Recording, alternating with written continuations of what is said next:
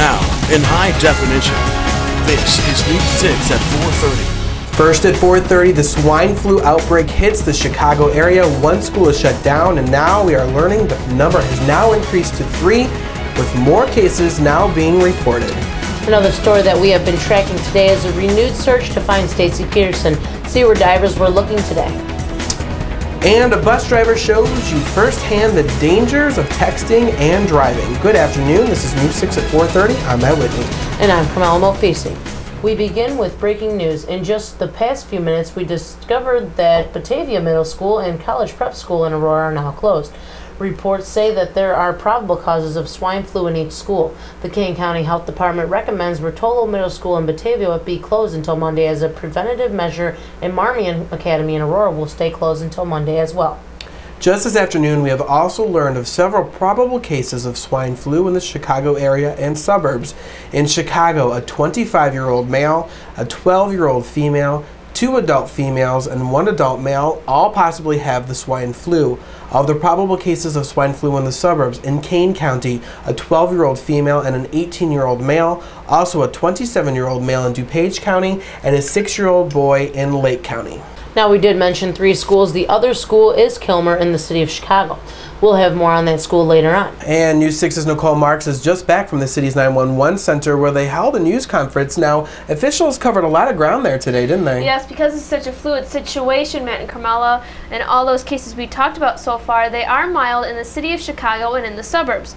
Of course, with one Chicago public school closing today, officials are keeping a very close eye on the number of students out sick, not just here in the city, but in the suburbs as well.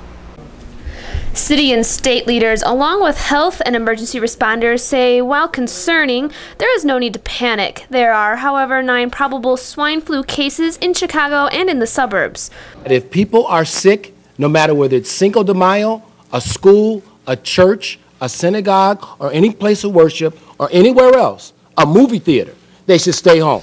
The state's public health director notes each year 30,000 people die nationally from the seasonal flu. The name of this game is Take Your Own Pulse. Relax. When we go into different situations, we have to take our own pulse and really look at things and make sure that we are dealing with the situation rationally. With one Chicago public school closed today, officials are keeping a close eye on attendance throughout the system to see if there are any unusual trends.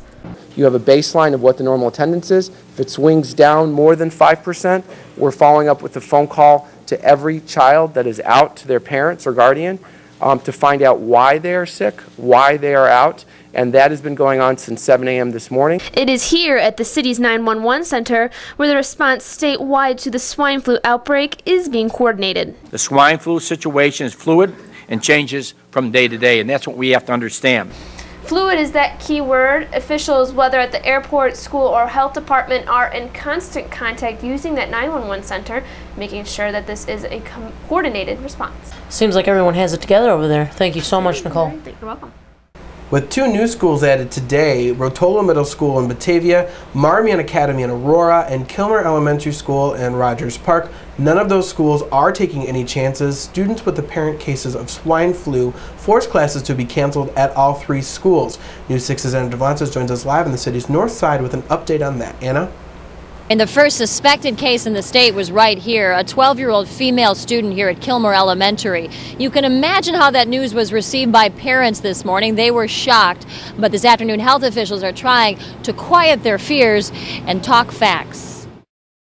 We want to mention some good news this afternoon. That 12-year-old student we mentioned, she did go to the hospital. She's recovering after receiving treatment. Health officials, we should say, have started an outbreak of their own, an outbreak of awareness, reminding us over and over that simple hand washing, covering your nose and mouth when you sneeze and cough is the best way to stop the spread of this swine flu.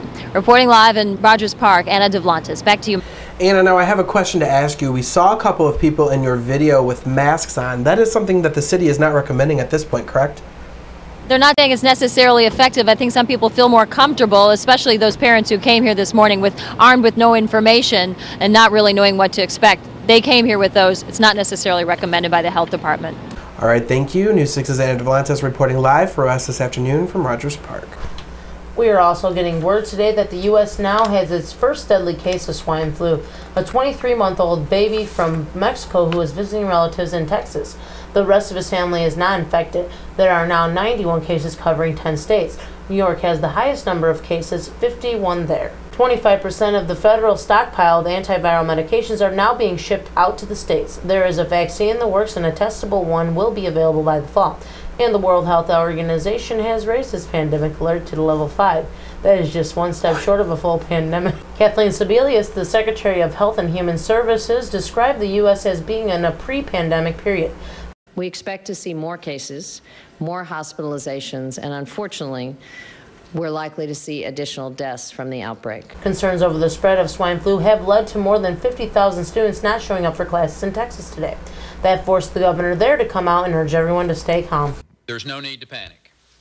The incidences of swine flu have been limited in number with symptoms that are generally mild. There are now nearly 100 confirmed cases of the swine flu in the United States, and it's spreading. Schools with confirmed or suspected cases of H1N1 should strongly consider temporarily closing so that we can be as safe as possible. President Obama asked Congress for $1.5 billion in emergency funding to help fight the swine flu. Down in Mexico, the virus is suspected in at least 150 deaths, and the number is likely to rise. Heavy surveillance and border precautions are now in place to help stop the spread of the virus. But Homeland Security Secretary Janet Napolitano stressed that there is no need to close the border with Mexico. She says the U.S. is preparing as if we were facing a true pandemic. Every community has a responsibility to work on and get the word out about preparedness. And the Pentagon says that a Marine base in California has a confirmed case of swine flu. This is at the 29 Palms Marine Base. About 30 other Marines who were in contact with the infected Marine are being quarantined. Now let's look at some overseas cases. Germany is one of the latest countries to report swine flu infections there. Germany's National Disease Control Center is confirming 4 cases there. Patients include a 22-year-old woman, a man in his 30s, as well as a 37-year-old woman. They all had recently returned from Mexico. Also in Europe, Austria now has a confirmed case, while the number of confirmed cases rose to 5 in Great Britain and 10 in Spain. Stay with News 6 and News6Chicago.com with the very latest on the swine flu outbreak. In other news, she has been missing for more than a year and a half, but today there was a renewed search for Stacy Peterson. The Bolingbrook mother vanished in October 2007. Her husband, Drew Peterson, is a suspect in her disappearance. Today, State Police and the U.S. Coast Guard combed a part of the sanitary drainage and ship canal near the Des Plaines River. Police released a statement today saying, quote, "Whenever the investigation leads us to an area where investigators feel the needs to be searched, it is done when it is feasible." The flu outbreak is just one of the problems facing President Obama as he marks his first 100 days in office.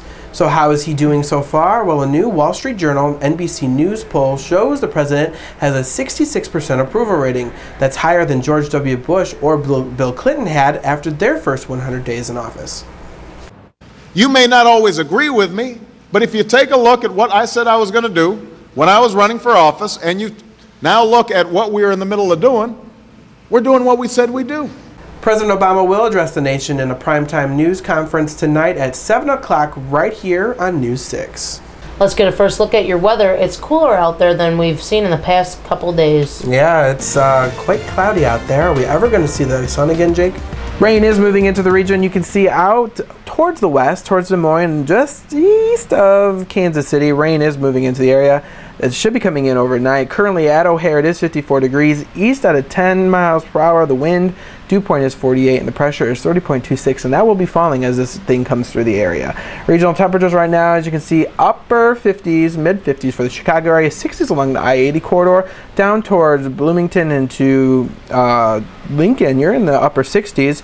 So what does this mean for you? Full forecast coming up. Thanks, Jake. Still ahead here at 4:30. Some frightening moments for some elementary school students today in North Carolina. We'll tell you about that in just a few moments. Also, we'll give you a first-hand look at what can happen while texting when driving.